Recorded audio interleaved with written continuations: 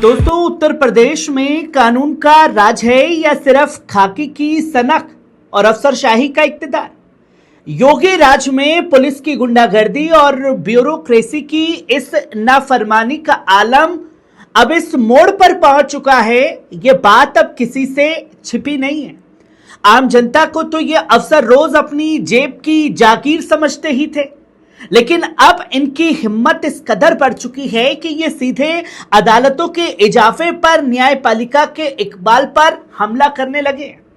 लेकिन रुकिए, क्योंकि इस मुल्क की नींव किसी अफसर की धौंस पर नहीं, भारत के संविधान पर टिकी है। गोंडा से एक ऐसी खबर आई है जिसने पूरी ब्यूरोक्रेसी के गुरूर को चकनाचूर कर दिया।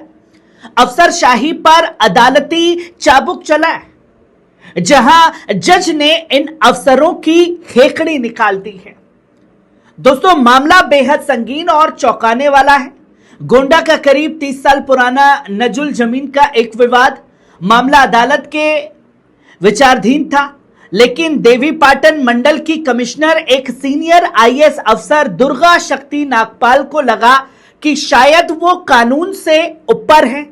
आरोप है कि उन्होंने अदालत में सुनवाई कर रही सिविल जज शबीना खान को सीधा फोन घुमा दिया।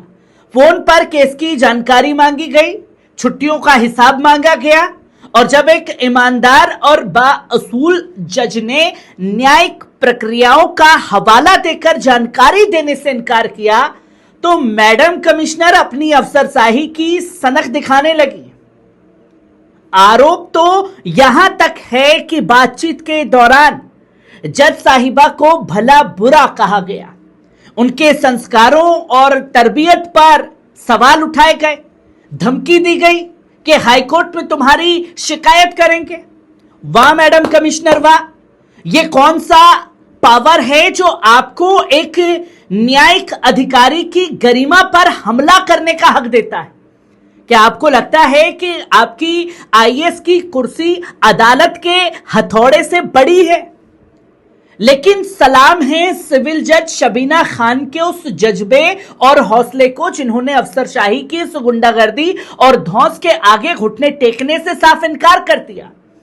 जज शबीना खान ने साबित कर दिया कि जब तक अदालत की कुर्सी पर बाज़मीर लोग बैठे हैं, तब तक किसी भी इलाकाई नवाब या अफसर का खौफ कानून के पाकीज़ा वजूद को छू नहीं सकता। जज साहिबा ने इस पूरी तानाशाही और बदतमीजी की रिपोर्ट हाईकोर्ट को भेजी, और फिर क्या था? इलाहाबाद हाईकोर्ट की लखनऊ बेंच का वो फैसला आया जिसने पूरी ब्यूरोक्रेसी के पसीने छुड़ा दिए। न्यायमूर्ति सैयद कमर हसन रिजवी की बेंच ने इस पूरे मामले को न्यायपालिका की आजादी और काम में सीधे मदाखलत माना। हाईकोर्ट ने साफ कह दिया कि यह सिर्फ एक फोन कॉल का मामला नहीं है, बल्कि आपराधिक अवमानना का मामला है।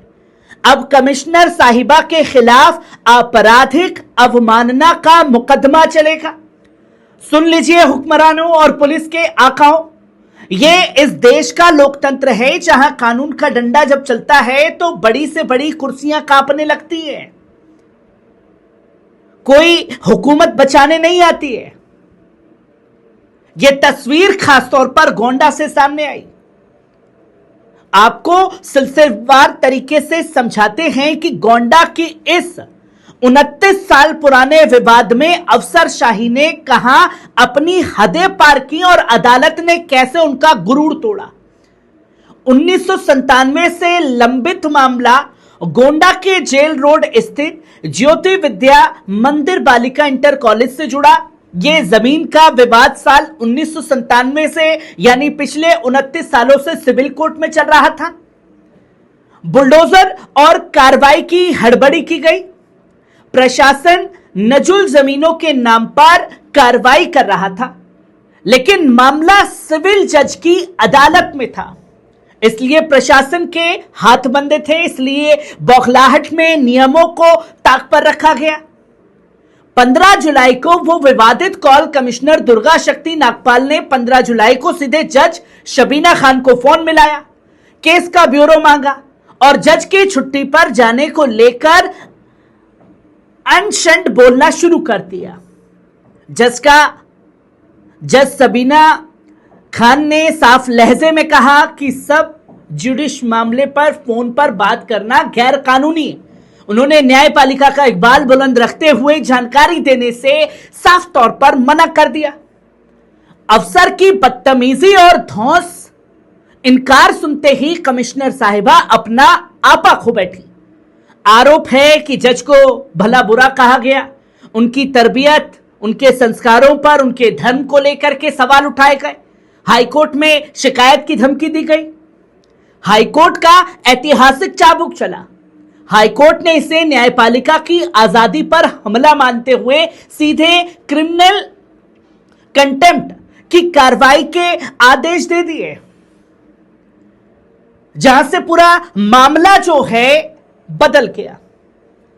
अब दोस्तों, योगी सरकार के दौर में एक नई रवाया शुरू हो चुकी है। पहल कार्रवाई, बाद में कानून। पुलिस वाले गलियों में गुंडागर्दी करते हैं, अफसर दफ्तरों में बैठकर शहंशाह बन जाते हैं। लेकिन उन्हें यह मुगालता दूर कर लेनी चाहिए कि उनका यह रौब अदालतों की चौखट के अंदर भी चलेगा। अगर एक आईएएस अफसर एक जज को फोन करके डराने धमकाने की जुर्रत कर सकती है, तो जरा सोचिए इस प्रदेश की आम जनता, गरीब और बेबस लोग पुलिस और इन अफसरों के सामने किस जुल्म सितम का सामना करते होंगे।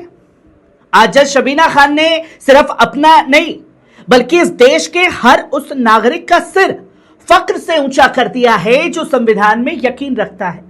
उन्होंने बता दिया कि कुर्सी चाहे कितनी भी बड़ी क्यों ना हो, कानून का औधा हमेशा बुलंद रहता है, जो खास तौर पर अफसरों को समझने की जरूरत है।